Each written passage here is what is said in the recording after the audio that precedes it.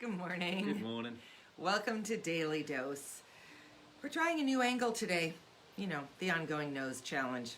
I don't think it's great. The light from this window is super intense. So, I don't know, whatever. It must be a March, April thing.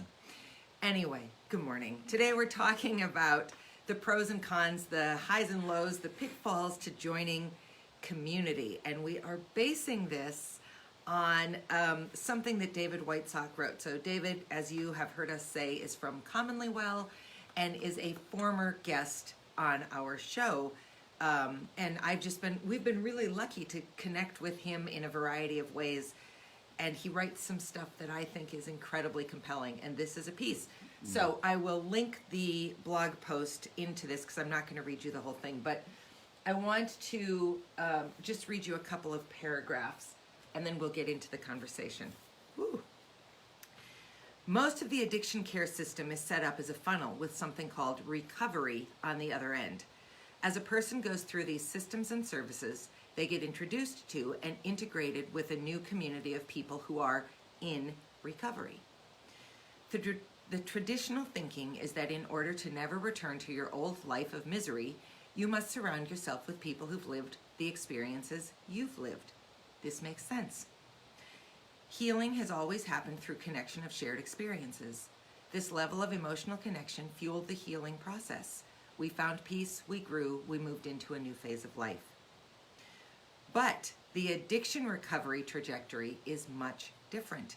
It is designed in a way that anchors your life and the lives of others in that addiction experience, or maybe in its converse, recovery. Recovery in this instance is a never-ending state. You live in recovery. And then he goes on to talk about I think the benefit, and I'm just going to explain David's article a little bit, and then I'm going to let you do the talking since you live in this world and I'm very peripheral to it. Well, you live in it too. Well, but not like you do. So anyway, David goes on to say that when he was newly in recovery, he asked one of his sponsors where he should get his haircut because he was new to the community, and his sponsor recommended a barbershop and said the barber was in recovery. And so David went and they had a great conversation while he was getting his haircut. And then a few weeks later, he needed some professional clothes, so he asked his sponsor where he should go for those. He should go to this suit store because that man was in recovery, on and on and on. And so all of that, I think on one hand, is great. I think we want to be around people who understand us, who can relate to us, who are welcoming to us, and as you have said so many times, are not judgmental of us. Nobody wants to be in a place where they're judged. That's called junior high. And there's a reason none of us would go back to that. The office. Anyway. Or Target. Stop it now. Anyway. So that's sort of the good side to recovery. So can you talk about how being in part of a recovery community has been really good for you? It has.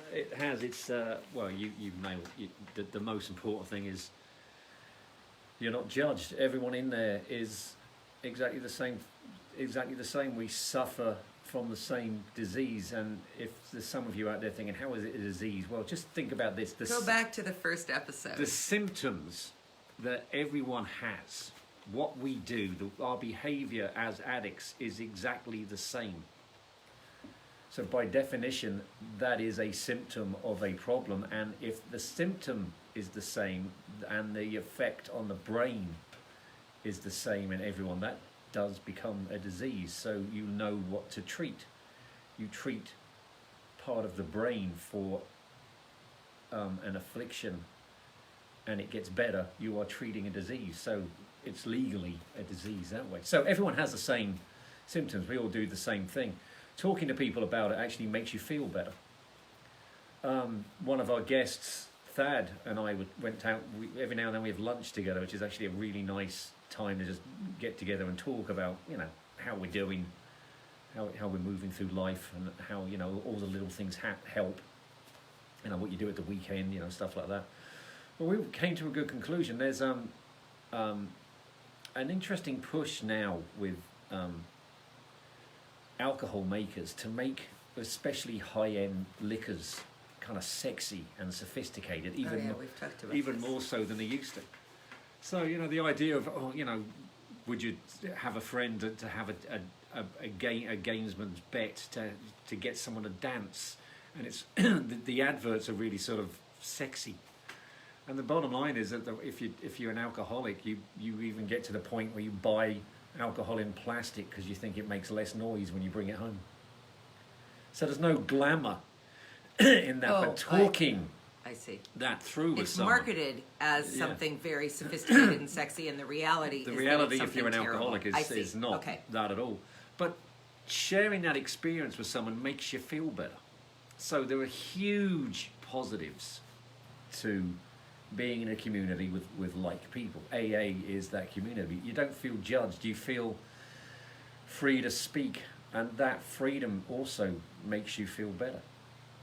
Okay, so I think that is lovely. I mean, that is in essence what we all want. It's why we have the best friends that we have. It's why we belong to the social clubs and the organizations that we belong to, because we feel some commonality, some connection to shared experiences. We can be very different people.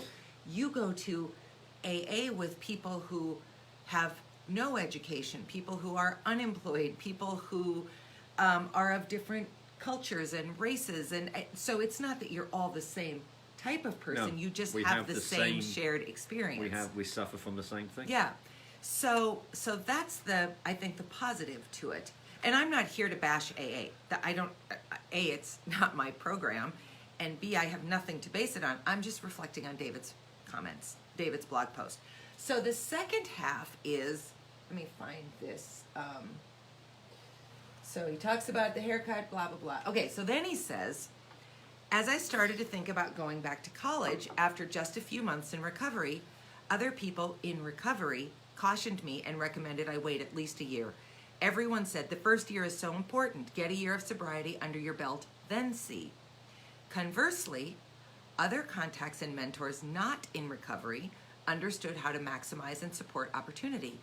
They looked to their network and said, I'll introduce you to so-and-so at such and such a university. They'll help you get where you want to go. One ecosystem was limiting, the other ecosystem was expanding.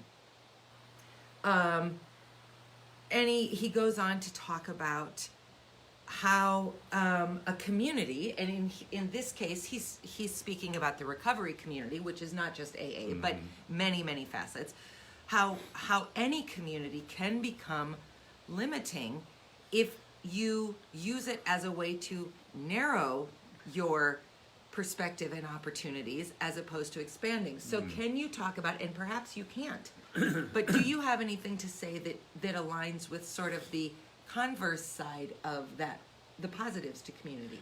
There are some people that say, I need my AA meeting, which is a blessing and I think sometimes a curse. Or a crutch. A crutch. And I had this really interesting conversation with one of my fellow AA members who doesn't go to my AA group anymore, not because he's fallen off the wagon, he just moved. He retired and moved out the area.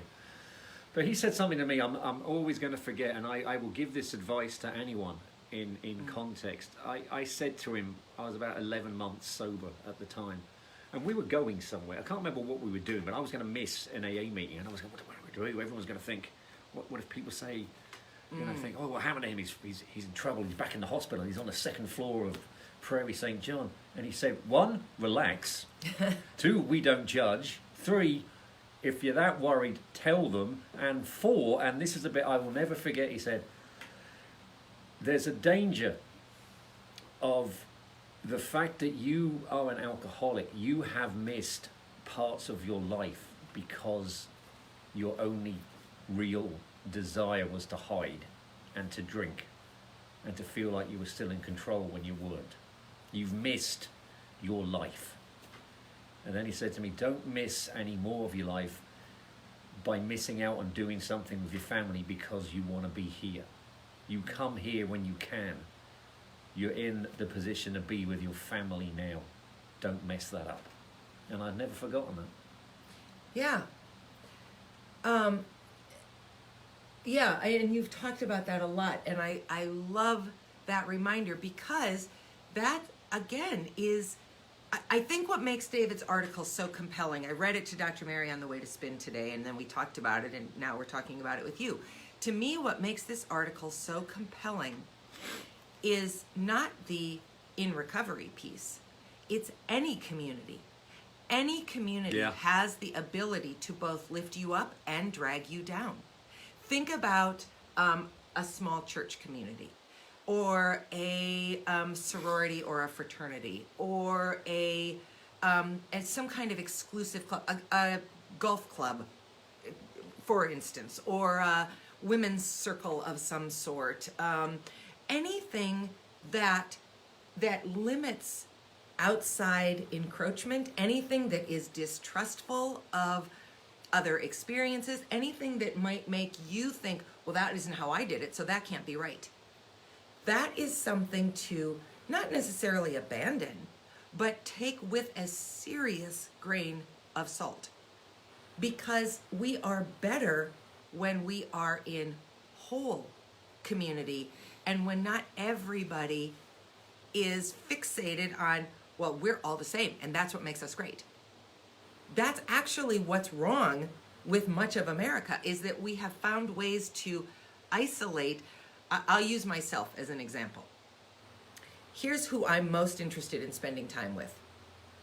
People who already understand the arts and support them. People who are hyper liberal. I don't mean moderately liberal. I mean hyper liberal. People who think organized religion has some good foundation, but who question it. People who are relatively highly educated. People who value good food, good literature, travel. I mean, could I sound like a more privileged, clueless, middle-class white woman? I could not. If you're thinking, no, you could not, you're right, I could not. That's who I am most interested in spending time with. Guess what? That's because they all think exactly like I think. They don't push me, and this isn't a criticism of anybody else who lives in that circle with me, because that's a fabulous circle of human beings. I have surrounded myself with, in my opinion, the most interesting people in the community in which we live. We have surrounded ourselves. Yeah. I love our circle of people. But if I make some proclamation, do any of them say to me, whoa, that is out of line, that's not true, have you thought about this? Almost never, because we are so singular in our thinking. What if I started intentionally finding somebody who said to me, I don't really see any value in the arts. You know what I value? I value team sports. Okay, I value team sports. I grew up in a sports household. You did? I did. I do value team sports. Not at the expense of the arts, but okay. Or somebody who says, you know what? I didn't like 45. Okay, let me just be clear. If you liked 45, I'm not interested in finding any commonality with you, so scoot right along. But if somebody wants to say to me, here's where I think George H.W. Bush did something positive. I have some regard for George H.W. Bush.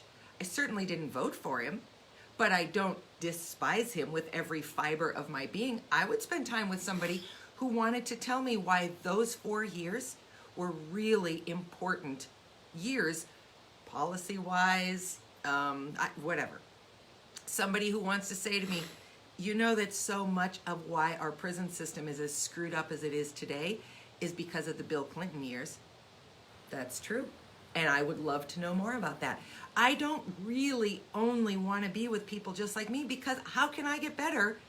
How can I be a bigger thinker, a more expansive person? How can I find new ideas if everybody's just like me? And if everybody says, well, don't go talk to that person because that person's not like us. Did Bill Clinton bring out the 3 strikes? He did. See, that was a noble idea that really, right out of the gate, Well, a fell on noble its ass. idea until you looked at race. Yeah, no, You know, I remember I mean- the guy that got 25 years because he stole a pizza from a gas station that was, It was also a post office. So he got 25 years.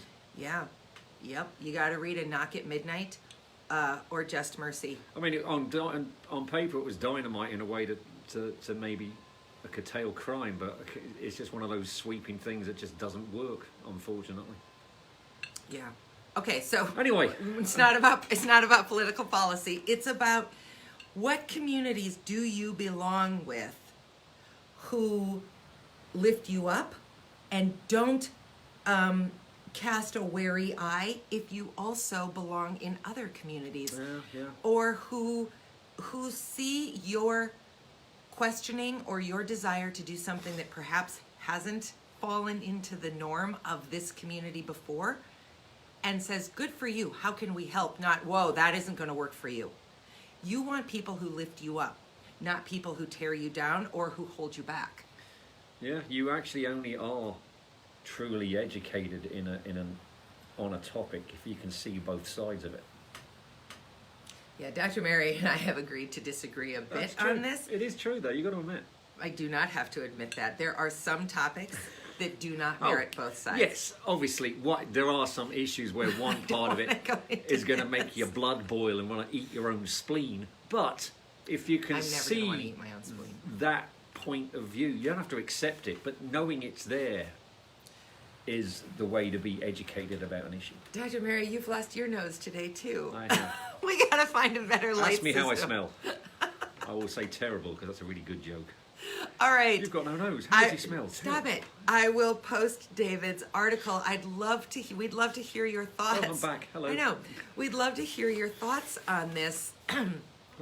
But really reflect on the communities that you belong to and why you belong to them, and then decide if you don't need to expand your community a little bit to push your own level of comfort to learn and grow and change and evolve and be part of a solution to the larger definition of community, as opposed to perpetuating the smaller, isolated communities that we so pretty regularly live in. I don't know why, but right now all I can think of, do that again, I'm thinking of Madonna's Vogue video. That's all I can think Michael Klug, of. I hope you're watching. I can't do it, but you could. All right, have an excellent day. We'll see you tomorrow for Guest Thursday. Bye. Bye.